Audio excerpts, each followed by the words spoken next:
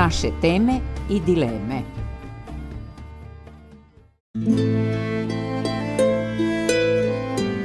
Nije mudar onaj koji misli da je mudar, nego je mudar onaj koji zna da pametno pita, pažljivo sluša, mirno odgovara i da prestane kada više nema šta da kaže. Ovo je nekada, negdje, neko mudar poručio. Nije nego.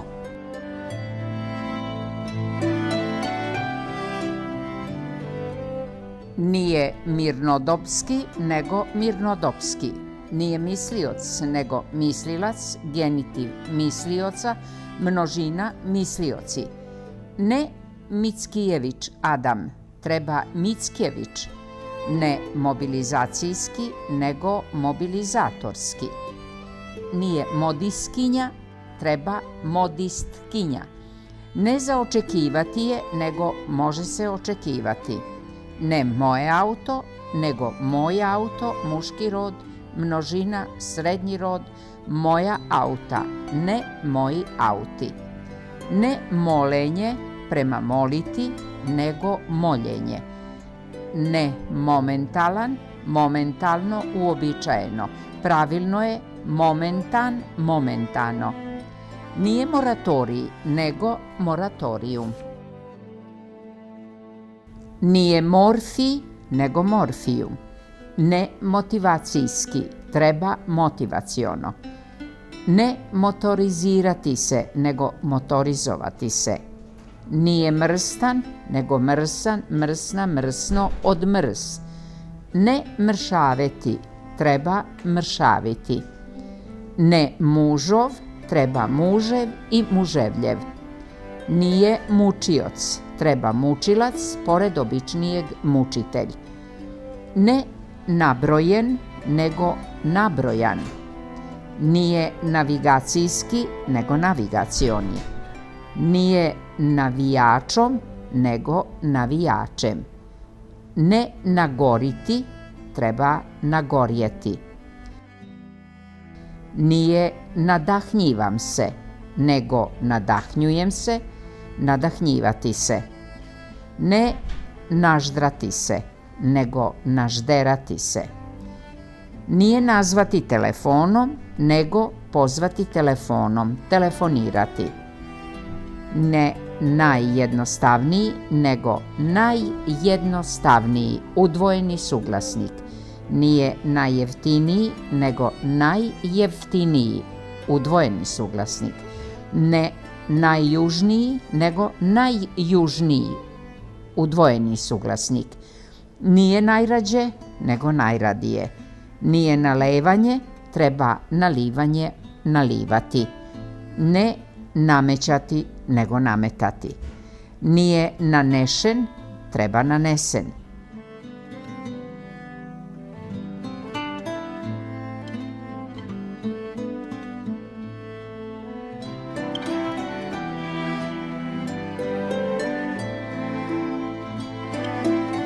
Jezičke nedoumice.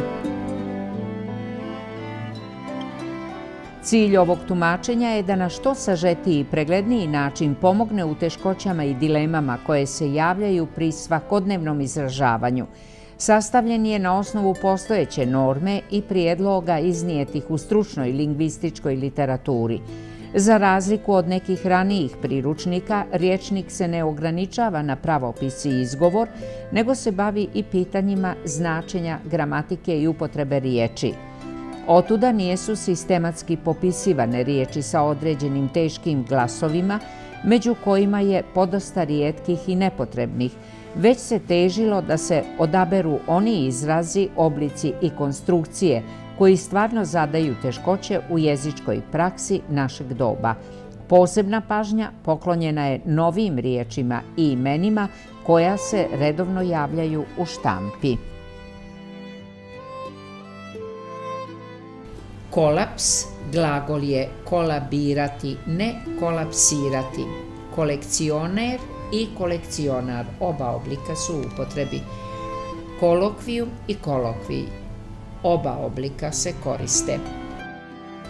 Kominike, kominikea, ali i jedno i drugo je suvišno pored naše riječi saopštenje. Komocija nije dobro kao imenica od pridjeva komotan. Treba reći komoditet, komotnost ili još bolje udobnost, bezbrižnost, nehaj, ležernost. Kons je bolje nego konz u latinskim riječima. Konsekvencija, konsekventan, konsistencija, konsistentan, konsultovati, konsumirati, ipak izgovor sa z primljen je iz njemačkog i preovladao je u riječima konzerva, konzervativan, konzervirati, konzilium, konzul, konzulat, konzularni i drugima. Konveksan znači ispupčen, konkavan, udubljen. Konver, nekadašnja marka putničkog aviona, ne miješati sa konvejer, prenosna traka. Korelirati je naknadno izvedeno iz imenice korelacija. U latinskom nema takve glagolske osnove, ali se mora prihvatiti jer mu nema zamjene.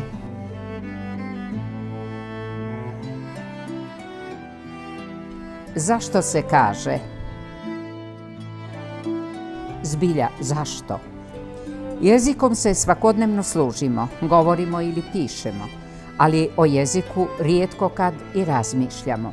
Upotrebljavamo tako neke riječi i izraze i znamo dobro šta oni danas znače, a ne pada nam ni na pamet da se zapitamo zašto se baš tako kaže ili kako su te riječi i izrazi nastali.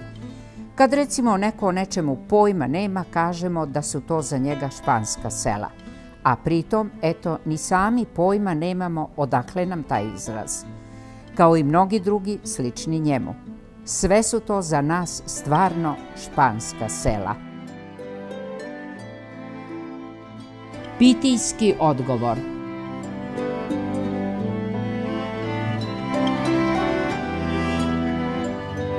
Pitija, za koju se veže izraz pitijski odgovor, nije bila mitska nego stvarna postojeća ličnost. Po svojim zagonetnim odgovorima, međutim, ona je postala toliko poznata da legenda o njoj traje već više od 2500 godina, a njeno ime utkano je i ustaljeni izraz koji znači tajanstven, nerazumljiv, neodređen, dvosmislen odgovor. Ko je i šta je u stvari bila ta toliko čuvena pitija? Da bismo odgovorili na to pitanje, vratit ćemo se na trenutak u daleku prošlost, u staru Grčku.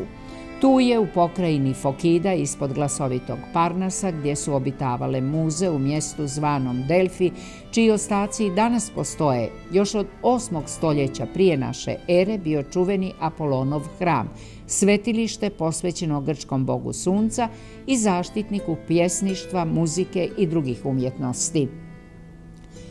Apolonovo svjetilište bilo je poznato širom negdašnje Helade po Pitiji, prvosveštenici hrama, koja je slovila kao velika proročica. Svima onima koji su se zanimali za vlastitu sudbinu ili za ishod raznih poduhvata, najčešće ratnih, Pitija je davala na sebi svojstven način čudne i zagonetne odgovore. Na pitanja je odgovarala u zanosu, sjedeći na tronošcu iznad pukotine u jednoj stijeni, iz koje su se dizale i naoko širile omamljujuće pare, pod čijim je uticajem izgovarala zamršene i dvosmislene rečenice. Uz to je često žvakala i sveto lovorovo lišće. Pitijin nesuvisli govor ostali sveštenici tumačili su kao proročanstva. Jedan od najpoznatijih Pitijinih odgovora bila je ona rečenica što je gramatičari često navode kao primjer koji potvrđuje značaj pravilnog postavljanja zapeta i drugih interpunkcijskih znakova. Ta rečenica u latinskoj verziji glasi ovako i čita se: ibis redibis numquam peribis in bello. To je u stvari bio Pitijin odgovor na pitanje jednog vojskovođe da li će pobijediti u ratnom pohodu koji namjerava preduzeti. Izgovorena u zanosu, bez predaha i lišena bilo kakvih pauza ili naglašavanja pojedinih riječi, ta se rečenica mogla tumačiti dvojako. Sa pauzom, odnosno zapetom iza riječi redibis, ona znači ići ćeš, vratit ćeš se, nikad nećeš poginuti u ratu. A ako se pauza načini iza riječi nikada, ili se tu pri pisanju stavi zapeta, onda to ima sasvim suprotno značenje. Ići ćeš, nećeš se nikada vratiti, poginućeš u ratu. Slični su bili i ostali Pitijini odgovori. Tako je, na primjer, u jednoj prilici na pitanje kralja Pira, čije je ime ovjekovečeno u izrazu Pirova pobjeda, kako će proći u borbi protiv Rimljana, izjavila: "A io te eacida Romanos vicere posse", što se moglo tumačiti na dva načina. Kažem ti, Eakoviću, možeš pobijediti Rimljane, ili da Rimljani mogu pobijediti tebe. Eto, upravo takvim svojim odgovorima ušla je Pitija u legendu. Nje, naravno, odavno više nema. Nema u Delfima ni čuvenog Apolonovog hrama. Poslije nekoliko paljenja i skrnavljenja konačno ga je uništio car Teodosije oko 390. godine naše ere, kada je u Grčkoj pobijedilo hrišćanstvo. Ostala su samo i danas se čuvaju kao turistička atrakcija kameni temelji i nekoliko stubova starog svetilišta. Tu je i neugledno zapušteno mjesto gdje je nekada na tronošcu sjedila glasovita Pitija, kazujući u zanosu svoja proročanstva. U jeziku, međutim, ona je ostavila mnogotrajniji trag. Ostao nam je od nje izraz, pitijski odgovor, koji se i danas upotrebljava kada se želi reći da je nečiji odgovor na postavljeno pitanje nerazumljiv, nejasan, neodređen ili dvosmislen.